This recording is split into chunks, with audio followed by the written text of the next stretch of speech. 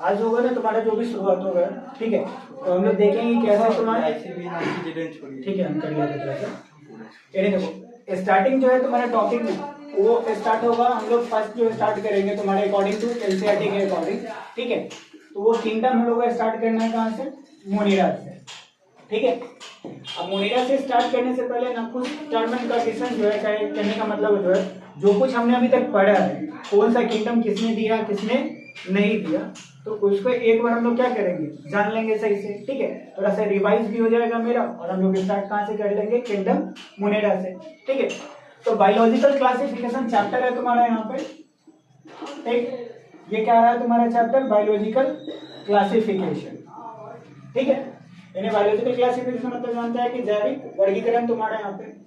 अब biological classification का जो शुरुआत है अगर हम लोग देखते हैं ऐसे, ठीक है। ये भी देखो नीट का एग्जाम है, तो नीट का एग्जाम जो होता है ना तुम्हारा, कि जितना मेमोरी तुम्हारा स्ट्रांग होगा ना, जितना किसी चीज को रिवाइज करोगे, क्योंकि अभी 11th स्टार्ट है तुम्हारा, ठीक ना। तो 11 स्टार्ट में क्या होता है, 11th और 12 2 साल में अगर जितना कुछ को रिवाइज करेंगे ना, उतना ज्यादा मेमोरी स्ट्रांग होगा। और वही चीज हमको क्या करना है, एग्जाम में जाना है। एग्जाम में तुम्हारे पास कलम भी नहीं ले जाने देता है, ठीक है। तुम्हारे पास जाएगा कौन से, तुम्हारा शरीर जाएगा, तुम जो पढ़ा है पढ़ रखा है, तुम्हारा ब्रेन जाएगा, इसके अलावा तो कुछ आ नहीं सकता, ठीक है। तो यहाँ पर क्या है तुम्हारे कि बायोलॉजिकल क्लासिफिकेशन स्टार्ट हुआ किससे, एरिस्टोटल। और एरिस्टोटल क्या किया था, सिंपल फंडा में क्या किया था कि जितना भी ऑर्गेनिज्म है वो ऑर्गेनिज्म को कितने पार्ट्स में डिवाइड किया था, 2 पार्ट्स को, यानी जीवों को कितने पार्ट्स में डिवाइड किया था, 2 पार्ट्स में। फर्स्ट कौन था तुम्हारा, प्लांट किंगडम था, ठीक है। और सेकंड कौन था तुम्हारे यहाँ पे, एनिमल किंगडम, ठीक है। अगर तुम्हारे ये पूछा जाए कि एरिस्टोटल पूरे अर्थ पर जो भी ऑर्गेनिज्म है उसको कितने पार्ट्स में डिवाइड किया, 2 पार्ट्स। फर्स्ट पार्ट कौन था तुम्हारा, प्लांट किंगडम, और सेकंड पार्ट कौन था यहाँ पे, एनिमल किंगडम, ठीक है। और इसका अगर आधार पूछा जाए कि कैसे बांटा था, ये इसके इंटरनल स्ट्रक्चर को देख के बांटा था कि ऊपर के स्ट्रक्चर को देख के बांटा था। अगर तुमसे अगर पूछा जाए कि एनिमल किंगडम और प्लांट किंगडम को किस आधार पर बांटा था, ये तुम्हारा जो बांटने का जो तरीका ऊपर से देखकर मॉर्फोलॉजी के हिसाब से बांटा था या एनाटॉमी के हिसाब से बांटा था। उसमें बता रहे थे ना कि पौधा और आदमी को अगर देखा जाए, तुम्हारे सामने एक प्लांट ले लिया जाए, ठीक है, और एक एनिमल ले लिया जाए, तुम क्या देखोगे कि प्लांट में क्या होता है, पत्ती होती है, ठीक है, और हम लोग में हाथ पैर होता है। तो हम लोग बांट सकते हैं ना कि इसमें हाथ पैर नहीं है, इसमें क्या है तुम्हारा हाथ पैर है, तो इसके अकॉर्डिंग हम लोग क्या कर सकते हैं, बांट सकते हैं। तो ऊपर को देख के बांटने का जो प्रक्रिया होता है ना, उस प्रक्रिया को क्या बोला जाता है यहाँ पे, मॉर्फोलॉजी, ठीक है। तो जो एरिस्टोटल स्टार्टिंग में बांटा था वो किसके बेस था तुम्हारा, मॉर्फोलॉजी के अकॉर्डिंग था, यानी ऊपरी संरचना के अनुसार, ऊपरी बनावट के अनुसार बांटा, ठीक है, 2 पार्ट में बांटा। अब फिर क्या देखा तुम्हारा कि प्लांट किंगडम में, प्लांट्स में देखा कि कुछ प्लांट्स जो होता है ना वो बड़ा होता है, कुछ क्या होता है छोटा होता है, कुछ मिडिल होता है। जैसे अगर देखा जाए खेती करते तो मूंग का पौधा, ठीक है ना, तो देखते वो क्या होता है, जमीन धरे रहता है, ठीक है, एकदम नीचे रहता है। लेकिन अगर उससे ऊपर देखा जाए, अड़हुल का पौधा देखा जाए, ठीक है, यह तुम्हारा जो ब्रिंजाल होता है, बैगन का पौधा होता है, लोग खेती करते हैं, ठीक है, तो उसका देखो तो थोड़ा सा बड़ा होता है ना उससे। यानी एक ग्रास को देखो तो ग्रास क्या है, सबसे छोटा, और ब्रिंजाल का पौधा क्या है, उससे बड़ा। और हम लोग जो घर पर लगाते हैं आम, ठीक है, पीपल, ठीक ना, तो इस सब का ट्रीज देखते हैं तो क्या होता है, बहुत बड़ा होता है, ठीक है। तो इसके अकॉर्डिंग क्या किया गया, कितने पार्ट्स में डिवाइड किया प्लांट किंगडम को, 3 पार्ट्स में, ट्रीज में, हर्ब्स में, और तुम्हारा क्या सर्च में, ठीक है। ये पूछेगा तुमसे, अगर क्वेश्चन अगर बनाना हो ना ऑब्जेक्टिव क्वेश्चन, तो यहीं से पूछेगा कि Aristotle are classified plant kingdom into different parts, और तुम्हारा ऑप्शन क्या कर देगा, दे देगा। तो ये 3 पार्ट्स हो गए। उसके बाद एनिमल किंगडम को देखते हैं। तो एनिमल किंगडम में क्या किया था, वो देखा था कि किसमें रेड ब्लड सेल्स है और किसमें रेड ब्लड सेल नहीं है। अगर मान ले तुम्हारा कि कॉकरोच को ले लेता है, ठीक है, ये तो कॉकरोच और ह्यूमन को ले लेते हैं, ठीक है। तो कॉकरोच और ह्यूमन को जनरली क्या कर सकते हैं, उसको प्रेस करेंगे ना, तो ह्यूमन का ब्लड कैसा होगा, रेड इन कलर होगा, और कॉकरोच का ब्लड क्या होगा, रेड इन कलर होगा, नहीं होगा। तो जब रेड इन कलर नहीं होगा यहाँ पे, तो ये क्या करेगा, एनिमल किंगडम में क्या किया तुम्हारा, इसको डिवाइड करने का 2 पैरामीटर्स लिया। एक पैरामीटर में क्या बोला कि एक बोला तुम्हारा क्या, इनेमा बोला, ठीक है, ई स्टार्टिंग विथ ई, ठीक है ना, और दूसरा को क्या बोला, एनेमा बोला। यानी एक को क्या बोला, इनेमा, और दूसरा को क्या बोला, इनेमा, ठीक है ना। अब इनेमा में बताओ रेड ब्लड सेल्स होगा कि नहीं होगा? होगा। होगा ना, ठीक है। तो इसको याद करना है, इसमें क्या होगा, रेड ब्लड सेल्स का प्रेजेंट होगा, ठीक है, और इसमें रेड ब्लड सेल्स प्रेजेंट होगा एब्सेंट।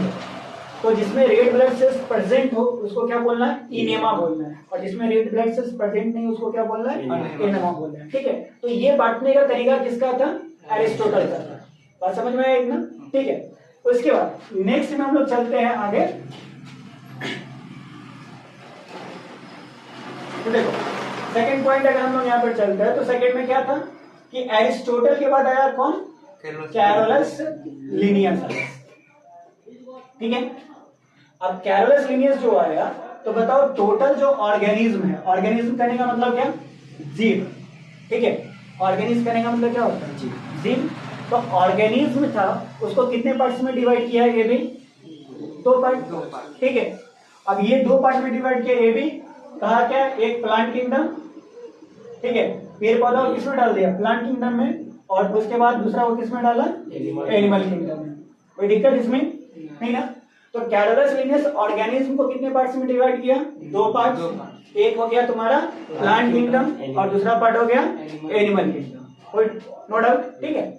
उसके बाद क्या हुआ तुम्हारा कि कैरोलस लिनियस क्या किया, देख रहा था, ठीक है, ये देख रहा था ना कि अगर हम लोग क्या करें कि पूरे जीव को ऊपरी संरचना के आधार पर क्या कर दे, डिवाइड कर दे, यानी ऊपरी संरचना कहने का मतलब मोर्फोलॉजी के हिसाब से इसको क्या कर दे, डिवाइड कर दे, तो ये सही नहीं होगा। क्योंकि बताओ कि अगर ऊपर देख के हम किसी का गुण के बारे में, किसी के कैरेक्टर के बारे में अगर पता कर लेते कि ये आदमी ऐसा है, ये आदमी वैसा है, तो सही नहीं ना होगा, ठीक है। जैसे बोला जाता है ना कि बुक के कवर पे हम, बुक का जो कवर होता है उसको देख के हम उसका अंदर में क्या लिखा हुआ उसको डिसाइड नहीं कर सकते, उसको पढ़ना पड़ेगा बारीकी से, तब जाके हम बता सकते हैं कि किसी चीज को किस पार्ट में रखना है, किस पार्ट में नहीं रखना है, ठीक है। तो यही किया कि कैरोलस लिनियस सोचना शुरू किया कि भाई साहब अगर हम मॉर्फोलॉजी के हिसाब से किसी को डिवाइड कर देना तो ये मेरे लिए सही नहीं होगा। तब जाके ये धीरे धीरे स्टार्ट किया, इसके इंटरनल स्ट्रक्चर के बारे में स्टार्ट करना शुरू किया, पढ़ना शुरू किया। तो ऊपरी स्ट्रक्चर के बारे में पढ़ते हैं तो क्या कहलाता है, मॉर्फोलॉजी, और इंटरनल स्ट्रक्चर के बारे में पढ़ता है तो क्या कहलाता है, एनाटॉमी। तो कैरोलस लिनियस क्या किया, मॉर्फोलॉजी और प्लस में क्या, एनाटॉमी, दोनों को क्या किया, साथ लिया और दोनों से डिवाइड करना शुरू किया, ठीक है। अब इतना पूछा है यहाँ पे। अब जो कैरोलस लिनियस जो क्लासिफिकेशन सिस्टम को दिया, ठीक है, यानी कैरोलस लिनियस क्या किया, जो सिस्टम को दिया उस सिस्टम का नाम क्या रखा तुम्हारा, टू किंगडम क्लासिफिकेशन सिस्टम, ठीक है।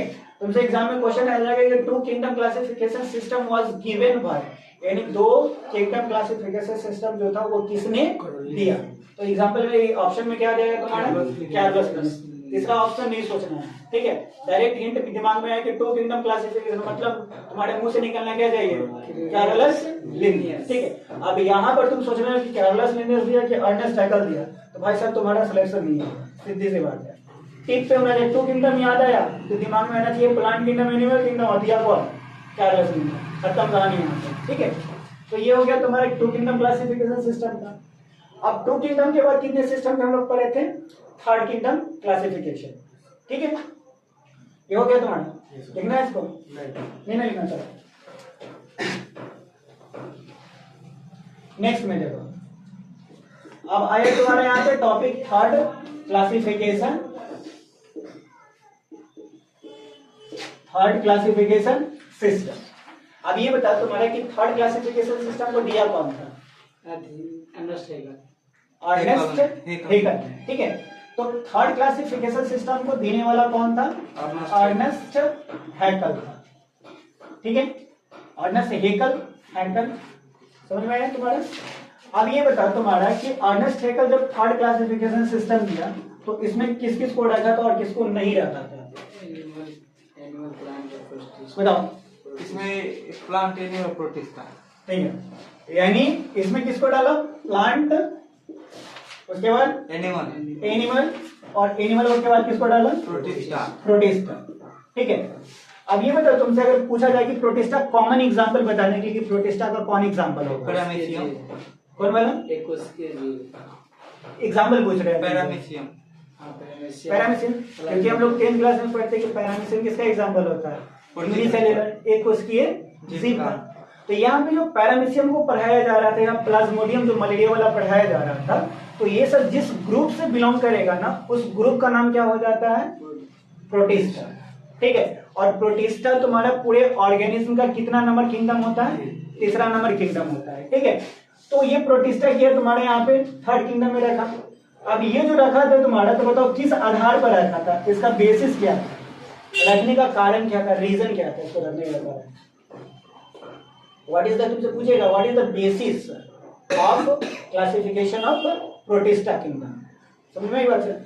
यानी तुमसे मान लो एक क्वेश्चन ऐसे पूछा कि the reason for classification of Protista. Question क्या पूछा, the reason for classification of Protista, यानी प्रोटिस्टा को डिवाइड करने का रीजन क्या था, तो इसका रीजन क्या होगा, एक कोशिकीय जीव है, एक कोशिकीय जीव है, यानी यूनी सेलुलर ऑर्गेनिज्म। अब देखो ये तो बात रहा है तुम्हारा क्या, मेडिकल की बात रहा है, नीट का।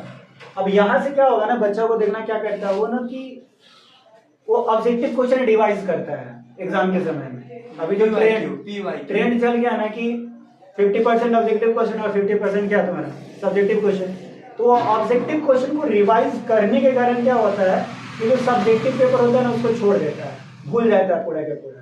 ठीक है, तो अगर बताओ कि हम सब्जेक्टिव पेपर को पूरा पढ़ के चले तो ऑब्जेक्टिव क्वेश्चन आएगा कि नहीं आएगा, उससे आएगा ना। तो ये गलती गधापनी जिसको बोलते हैं ना, कभी नहीं मत करना। तुम्हारा क्या होना चाहिए, ऑब्जेक्टिव पेपर नहीं सब्जेक्टिव पेपर पे तुम्हारा क्या होना चाहिए, दिमाग होना चाहिए। ठीक है, जितना ज्यादा तुम्हारा सब्जेक्टिव पेपर स्ट्रांग होगा उतना ही ज्यादा तुम्हारा कहाँ पे नंबर आएगा, ऑब्जेक्टिव में नंबर आएगा। बात समझ में है? तो the reason for the classification of Protista क्या था, यूनिसेल्युलर ऑर्गेनिज्म। ठीक है, खत्म कहानी यहाँ पे। इसके बाद हम लोग बात किए थे क्या, थर्ड की जगह पर किस सिस्टम का, फोर्थ क्लासिफिकेशन सिस्टम का। ठीक है, तो यहाँ पे देख फोर्थ क्लासिफिकेशन सिस्टम कौन दिया, कॉपलैंड ने दिया था, पक्का कॉपलैंड। ठीक है, यानी फोर्थ क्लासिफिकेशन सिस्टम को देने का काम कौन किया, कॉपलैंड। ठीक है, कॉपलैंड एक कॉपलैंड है। ठीक है, चलेगा। अब ये बताओ फोर्थ क्लासिफिकेशन सिस्टम में किसको किसको रखा गया था यहाँ पे, plant, animal, protista, Monera. Plant sequence में चलते हैं, फर्स्ट क्या हो जाएगा, प्लांट, सेकंड क्या हो जाएगा, एनिमल हो जाएगा। ठीक है, थर्ड होता प्रोटिस्टा हो जाएगा, फोर्थ होता मोनेरा। हाँ, ठीक है, यानी क्या था तुम्हारा कि प्रोटिस्टा तक थर्ड क्लासिफिकेशन सिस्टम और चौथा में कौन जाएगा, मोनेरा जाएगा। ठीक है कंप्लीट। ठीक है, तो प्लांट, एनिमल, प्रोटिस्टा और प्लस में क्या, तो मोनेरा, और ये चारों मिलकर किस सिस्टम का फॉर्मेशन किया, फोर्थ क्लासिफिकेशन सिस्टम का। देने वाला कौन था, कॉपलैंड। ठीक है, अगर हम लोग बात करते हैं मोनेरा का, तो बताओ मोनेरा में क्या खास देखा गया कि इसको अलग ग्रुप में डिवाइड किया गया। सर मोनेरा में ऐसा बैक्टीरिया है जो कि कोई एक कोशिकीय है, कोई बहुकोशिकीय भी है, ऊपर से कोई अपना भोजन स्वयं बनाता, मतलब कोई स्वपोषी भी है, कोई परपोषी भी है। ठीक है, भिन्न प्रकार के भिन्न प्रकार से अलग अलग किया जाता है तुम्हारा। हाँ, यानी देखो मोनेरा जो ऐसा होता है ना, इसका जो मेन रीजन है इसको डिवाइड करने का। ठीक है, तो इसका जो मेन बेसिस अगर हम लोग पकड़ते हैं ना कि इसका रीजन क्या था डिवाइड करने का, तो इसका मेन रीजन क्या होता है कि हम दो तरह का सेल पढ़े हैं। एक सेल पढ़े हैं हम क्या, यूकैरियोटिक पढ़े हैं, क्या पढ़े हैं, यूकैरियोटिक, और दूसरा सेल क्या पढ़े हैं हम लोग, प्रोकैरियोटिक्स पढ़े हैं। अब यूकैरियोटिक में हम लोग देखे थे कि जो न्यूक्लियस होता है, क्या होता है, न्यूक्लियस। कोई भी सेल होगा तो उसके अंदर में क्या होगा, न्यूक्लियस। तो central position of any cell is known as क्या तुम्हारा, न्यूक्लियस। यानी तुम्हारा कोई भी सेल होता है उसका जो सेंटर का पोजीशन होता है उसको क्या बोला जाता है, न्यूक्लियस बोला जाता है। अब न्यूक्लियस होगा तो बताओ इस पर न्यूक्लियर मेम्ब्रेन होगा कि नहीं होगा, न्यूक्लियर मेम्ब्रेन मतलब समझ में आता है ना। यानी ये मान लें न्यूक्लियस, ठीक है ना, ये सेल मान लें, सेल के अंदर में न्यूक्लियस, और न्यूक्लियस को चारों तरफ जो घेर के रखता है मेम्ब्रेन, उसको क्या बोला जाता है, न्यूक्लियर मेम्ब्रेन बोला जाता है। तो जो भी कोशिका होता है उसके न्यूक्लियस पर अगर न्यूक्लियर मेम्ब्रेन प्रेजेंट होता है, किस पर, न्यूक्लियस पर न्यूक्लियर मेम्ब्रेन प्रेजेंट होगा, तो उस सेल को हम लोग क्या बोलना है? Eukaryotic cell. क्या बोलना है तुम्हारा? Eukaryotic cell. तो ये बताओ प्लांट यूकैरियोटिक में जाएगा कि प्रोकैरियोटिक्स में जाएगा? कोशिका झिल्ली उपस्थित हो, किसमें जाएगा? प्रोकैरियोटिक में। पता है प्रोकैरियोटिक में जाएगा ये। ना इसमें कोशिका भी थी, कोशिका तो यूकैरियोटिक। इसमें न्यूक्लियस होगा, होगा। इसमें भी न्यूक्लियस होगा, इसमें भी होगा, सब में न्यूक्लियस होगा। हाँ। लेकिन प्लांट्स में न्यूक्लियस के ऊपर न्यूक्लियर मेम्ब्रेन नहीं होता। प्रेजेंट होगा। न्यूक्लियर मेम्ब्रेन क्या होगा? प्रेजेंट होगा। तो किसका पार्ट हो जाएगा? यूकैरियोटिक का। एनिमल तो किसका पार्ट होगा? यूकैरियोटिक का। और प्रोटिस्टा भी किसका पार्ट होगा? यूकैरियोटिक का। क्योंकि प्रोटिस्टा हम लोग क्या पढ़े हैं? Single celled eukaryotic. ठीक है, इस वर्ड को याद रखना, यही तुम्हारा क्या करेगा? एनसीईआरटी लाइन बनेगा, सिंगल सेल यूकैरियोटिक। यानी एनसीईआरटी में डायरेक्ट क्या लिखा हुआ है तुम्हारा? सिंगल सेल्ड यूकैरियोटिक को क्या बोला जाता है? कौन सा? प्रोटिस्टा बोला जाता है। तो जब ये यूकैरियोटिक आएगा तो सोचना क्या है? यूकैरियोटिक है तो है, लेकिन यूकैरियोटिक का रीजन क्या है तुम्हारा? कि इस पर न्यूक्लियस पर क्या पाया जाएगा तुम्हारा? न्यूक्लियर मेम्ब्रेन पाया जाएगा। क्लियर यहाँ पे? ठीक है। लेकिन ये जो प्रोटीन मोनिरा होता है ये यूकैरियोटिक नहीं होता है, बल्कि क्या होता है तुम्हारा यहाँ पे? प्रोकैरियोटिक्स होता है। बात समझ में आया? यानी मोनिरा एक ऐसा ग्रुप है 5 ग्रुप में से, जिसमें से मोनिरा क्या है? प्रोकैरियोटिक है, बाकी के बाद सब क्या है तुम्हारा? यूकैरियोटिक। समझ में आया? यानी तुम्हारा प्लांट्स हो गया, एनिमल हो गया, ठीक है ना, प्रोटिस्टा हो गया, फंगी हो गया, ये सब के सब क्या होगा तुम्हारा? यूकैरियोटिक होगा। लेकिन मोनिरा जो होगा वो कौन सा होगा तुम्हारा? प्रोकैरियोटिक होगा। कोई डाउट नहीं ना? और कोई अगर पूछे कि क्यों होगा तो उसके पीछे रीजन क्या होगा? Nuclear membrane. न्यूक्लियर मेम्ब्रेन कोशिका झिल्ली एब्सेंट होगा किसमें? तुम्हारा मोनिरा में। क्लियर इतना? ठीक है। तो ये बात हो गया तुम्हारा क्या? 4th क्लासिफिकेशन सिस्टम का देने वाला कौन था? कॉपलैंड। और 4th क्लासिफिकेशन सिस्टम में जोड़ा किसको गया? मोनिरा को। कोई डाउट आ जाएगा? अब बताओ क्वेश्चन इस पर अगर मेडिकल का क्वेश्चन दिया जाए, नीट का क्वेश्चन दिया तो बनेगा क्वेश्चन? बन जाएगा। बन जाएगा ना? आंख बंद करके बनना चाहिए। ठीक है, क्योंकि देखो हम तुम्हें पहले ही क्लियरली बताए हैं यहाँ पे कि अगर पूरे महीना में ना बायो का चैप्टर अगर केवल 2 चैप्टर हम लोग फिनिश करते हैं ना, 15 दिन में 1 चैप्टर, यानी 2 सप्ताह में 1 चैप्टर कंप्लीट करते हैं, तब भी मेरे टोटल जो चैप्टर पढ़ना है 19 चैप्टर पढ़ना है। ठीक है, 11th का बायो का चैप्टर कितना पढ़ना है? 19 चैप्टर पढ़ना है। मेरे पास ऑन एंड एवरेज जो समय है ना अभी से लेके तुम्हारा दिसंबर जनवरी तक, वो टोटल मेरे पास में है 10 महीना। ठीक है, तो 10 दुना कितना? 20। आराम से सिलेबस कंप्लीट हो सकता है। ठीक है, जनवरी फरवरी क्या करेंगे? आराम से रिवाइज करेंगे मस्त प्लान से। ठीक है, फिर 11th 12th का स्टार्ट करेंगे, 12th का स्टार्ट करेंगे, फिर उसमें वो उतना ही चैप्टर है, इससे कम चैप्टर है बायो का, 13 चैप्टर पढ़ना पड़ता है तुम्हारा 12th में।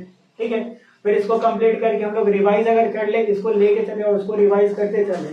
ठीक है, तो बताओ नीट में तुम्हारा परफॉर्मेंस नहीं किया जा सकता? सही हो सकता है। ठीक है, तो जो कुछ पढ़ो वो क्या होना चाहिए तुम्हारा? क्लियर होना चाहिए, तुम्हारे दिमाग में फिट होना चाहिए।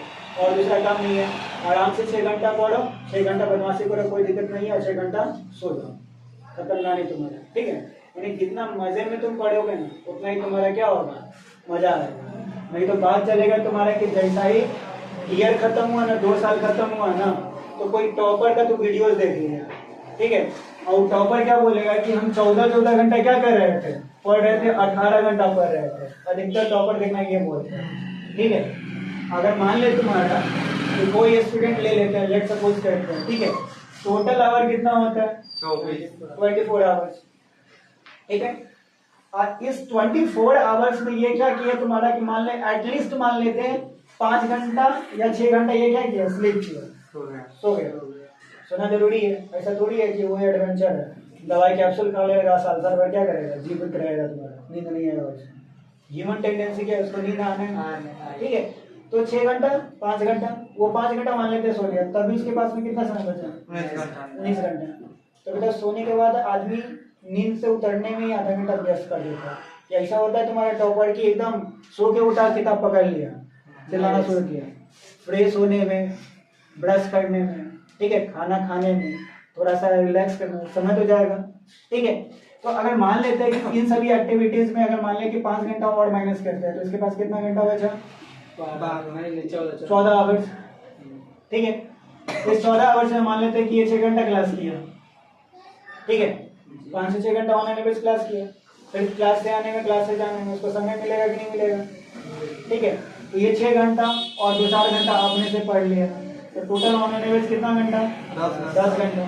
लेकिन अगर नीट क्लियर करना है तुमको तो रेगुलर 10 घंटा नहीं, मिनिमम अगर तू 7 से 8 घंटा ही पढ़ लिया है तो मेरा क्या हो जाएगा? सिलेक्शन हो जाएगा। लेकिन रेगुलर पढ़ना पड़ेगा, 6 घंटा से तो कम होना नहीं चाहिए। 6 घंटा से कम होगा फिर तुम क्या पढ़ जाओगे? दिक्कत में पढ़ जाओगे, ठीक है।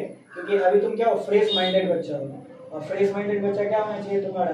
जो कुछ भी पढ़ा है ना क्लियर होना। अभी एनर्जी ज़्यादा है, जैसे ही ड्रॉप पढ़ोगे तो कोई बीएससी में एडमिशन कर लेगा, किसी का निकल जाएगा, तो टेंशन में रहोगे भाई साहब बेटा क्या हो गया, नहीं, ठीक है। तो ये सब दिमाग में क्या होना चाहिए? नहीं चलना चाहिए, ठीक है। समझ में आया? तो उसके बाद देख तुम्हारा 2:41, ठीक है। तो देखो कितना डेट तुम्हारा? 1856 टू 1863। ये जो डेट था ना, ये डेट क्या था? मेंडल एक्सपेरिमेंट का। जो मेंडल बताया तो तुम्हारे कि कैसे बोन क्या करता है? ट्रांसफर करता है। तो उसको बताने वाला जो डेट था वो कितना था? 1856 टू 1863। बात है समझ में? ठीक है। तो ये अब यहाँ पर ये डेट तुम्हारा क्या होगा? 1969 से याद होना चाहिए तुम्हारा आरएच व्हाइटेकर। अब आरएच व्हाइटेकर बताओ किसको रखा था लास्ट में? फंगी को, यानी लास्ट सिस्टम में किसको जोड़ा? फंगी को, ठीक है। फंगी से पहले कौन आ जाएगा? मोनेरा। क्या आ जाएगा तुम्हारे यहाँ पे? मोनेरा। इससे पहले प्रोटिस्टा आ जाएगा। हाँ। और प्रोटिस्टा से पहले कौन आ जाएगा? एनिमल आ जाएगा। और एनिमल से पहले कौन आ जाएगा? प्लांट आ जाएगा। दिक्कत नहीं ना? तो ये तुम्हारा पूरा के पूरा रिवाइज हुआ कि नहीं हुआ? ठीक है। तो इसके बाद अगर यहाँ पे बोला जाए कि बेसिस पूछा जाए, रीजन पूछा जाए कि ये जो तुम्हारा आरएच व्हाइटेकर अलग किया फंगी को, तो इसका क्राइटेरिया क्या था? कारण क्या था? कल हम क्वेश्चन किए थे 2-4 क्वेश्चन, तो इसका मतलब रीजन क्या था अलग करने का? सर एक मिनट, पहला बात कि इसमें एक सेल वाल होता है। फर्स्ट रीजन क्या था? Cell wall. अमन बोल तो। Cell wall. Second mode of nutrition. Mode of nutrition. क्या बोलते हैं? Body organisation. Reproduction. Body organisation हो गया। रिप्रोडक्शन। और उसके बाद क्या हो जाएगा यहाँ पे? रिप्रोडक्शन हो जाएगा। ऊपर से फाइलोजेनेटिक रिलेशन, ठीक है।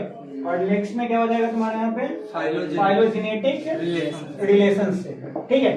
तो ये 5 क्या था तुम्हारा? बेसिस था, जिन पर क्या किया वो काम किया, और जैसे जैसे उसको लगा कि इसको किस ग्रुप में रखना है, तुम्हारा स्पेशल ग्रुप में रखना है, इसको क्या किया गया? तुम्हारा अलग अलग डिवाइड करते हुए चला गया, ठीक है।